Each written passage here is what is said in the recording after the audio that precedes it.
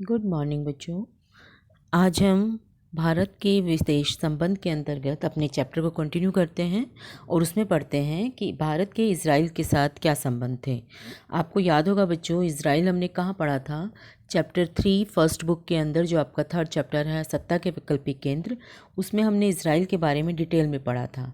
और अब हम पढ़ रहे हैं कि भारत के जो संबंध है, विदेशी संबंध जो हैं, वो इज़राइल के साथ किस प्रकार के हैं। तो चलो कंटिन्यू करते हैं हम।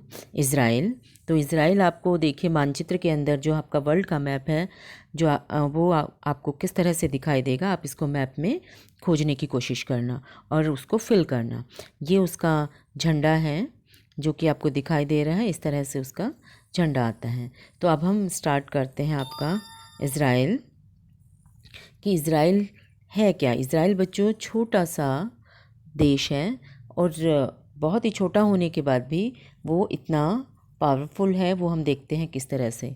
देखिए फर्स्ट पॉइंट के अंदर आता है इज़राइल क्या है। इज़राइल क्षेत्रफल की दृष्टि से एक छोटा देश है और इसका कुल क्षेत्रफल जो है देखिए 22,145 वर्ग किलोमीटर। कितना छोटा है ये। और ये कहाँ स्थित है?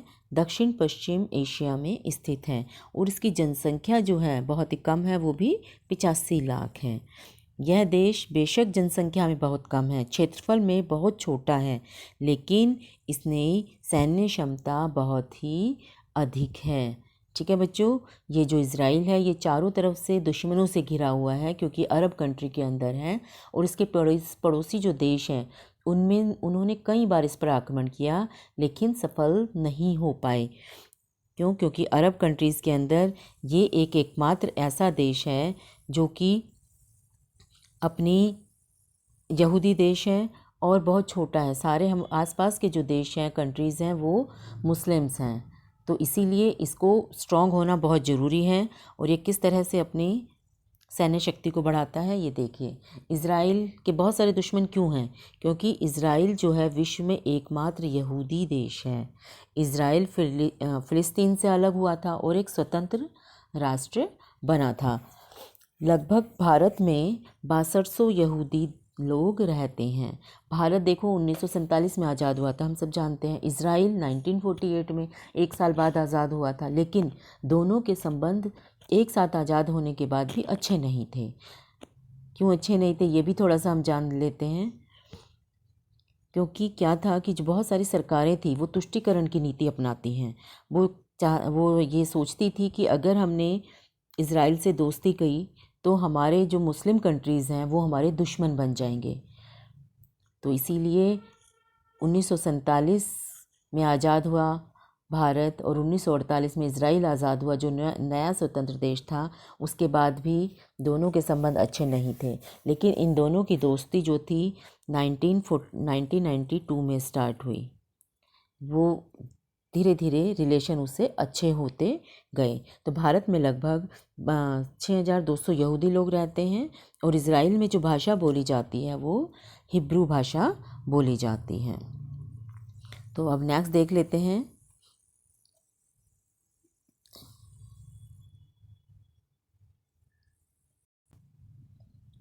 अब देखते हैं बच्चों सैन्य व्यवस्था किस प्रकार की है, कि अरब कंट्रीज़ के अंदर होते हुए भी इज़राइल जो है अपने आप को सेफ रखे हुए है, तो उसके अंदर सैन्य व्यवस्था बहुत अच्छी होगी।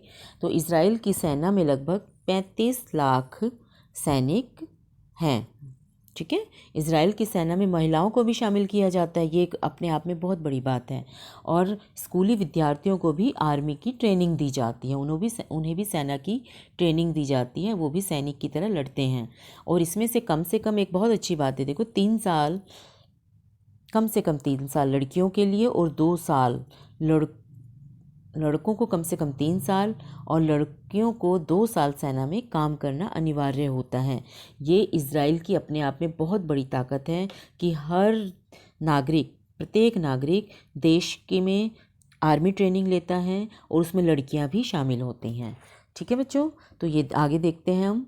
इसकी सैन्य प्रौद्योगिकी में इज़राइल बहुत आगे है। सैन्य टेक्नोलॉजी इसकी बहुत ही अधिक है, आधुनिक है। इज़राइल के पास अपने आधुनिक हथियार बनाए जाते हैं और इन हथियारों की वो सप्लाई भी करता है। तो अब इसराइल इन हथियारों का, जो उसके पास लेटेस्ट टेक्नोलॉजी के हथियार हैं, उनका वो निर्यात भी करता है। तो यह देश 21वीं शताब्दी में वैज्ञानिक और टेक्नोलॉजी, साइंस एंड टेक्नोलॉजी, रक्षा, नए विचार तथा बुद्धि के मामले में दुनिया में सबसे महत्वपूर्ण देश बन गया है। ये बिल्कुल लेटेस्ट टेक्नोलॉजी वाला देश है, अपनी रक्षा स्वयं करता है, रक्षा के मामले में बहुत ही आत्मनिर्भर है, बहुत एडवांस टेक्नोलॉजी है इसके पास, नए विचार हैं, बुद्धि है, इसके मामले में ये दुनिया का सर्वश्रेष्ठ देश बन गया है। आप इसमें एक चीज़ देखेंगे, भारत 1947 में आज़ाद हुआ और 1948 में हमारा इज़राइल आज़ाद हुआ, लेकिन इसके जो संबंध सुधरने स्टार्ट हुए 1992 में। सबसे पहले जो भी सरकार आती थी वो क्या करती, तुष्टीकरण की नीति करती थी, क्योंकि मुस्लिम नाराज़ ना हो जाएं, इसीलिए भारत ने इज़राइल से संबंध कभी भी अच्छे नहीं किए। चाहे इंदिरा गांधी की सरकार हो, राजीव गांधी की सरकार हो, इन सरकारों के समय में कभी भी इज़राइल के साथ भारत के संबंध अच्छे नहीं हुए।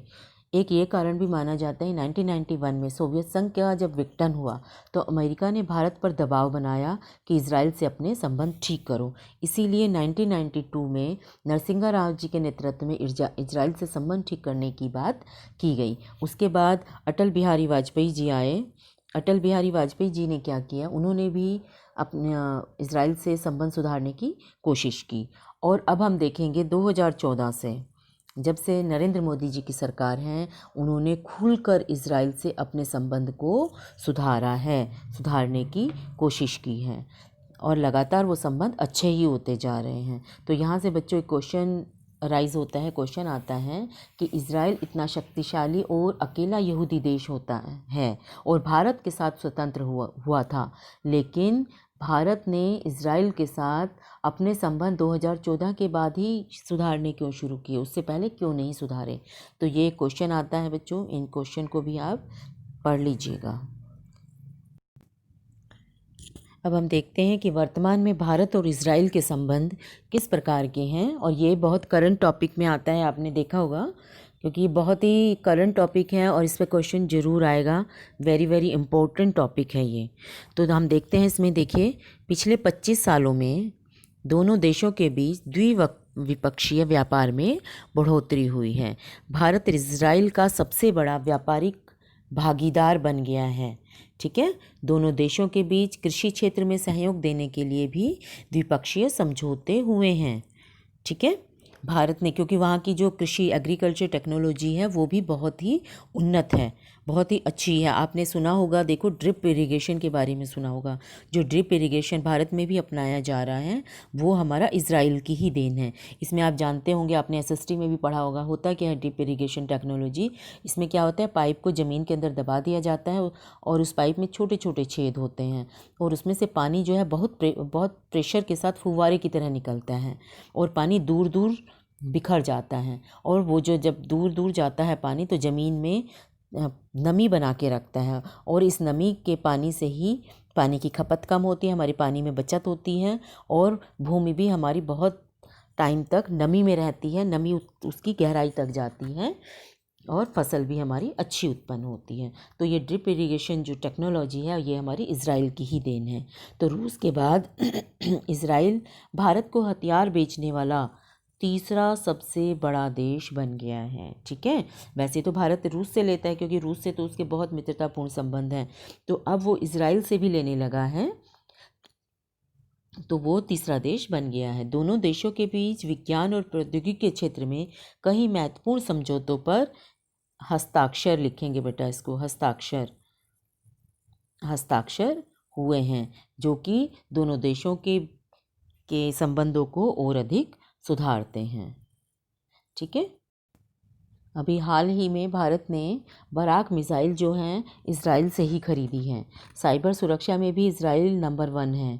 तो भारत और इज़राइल के बीच व्यापार और साइबर सुरक्षा को लेकर भी महत्वपूर्ण चर्चा हुई है। जो इज़राइल का जो साइबर क्राइम जो होते हैं वो ना हो पाए, इसीलिए उसने अपनी साइबर सुरक्षा को बहुत ही उन्नत तरीके से बनाया हुआ है। तो बच्चों ये थे आपका इज़राइल के बारे में कि इज़राइल किस तरह की कंट्री है और उसके भारत में वर्तमान में भारत और इज़राइल के संबंध किस प्रकार के हैं। तो आप इसको ज़रूर याद कीजिएगा और कोई भी प्रॉब्लम हो बच्चों तो आप उससे मुझसे